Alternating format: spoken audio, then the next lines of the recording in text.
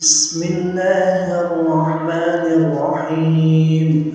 يا أيها الذين آمنوا اجتنبوا كثيرا من الظن إن بعض الظن إثم ولا تجسسوا ولا يغتب بعضكم بعضا أيحب أحدكم أن يأكل لحم أخيه ميتا فكرهتموه واتقوا الله إن الله تواب رحيم.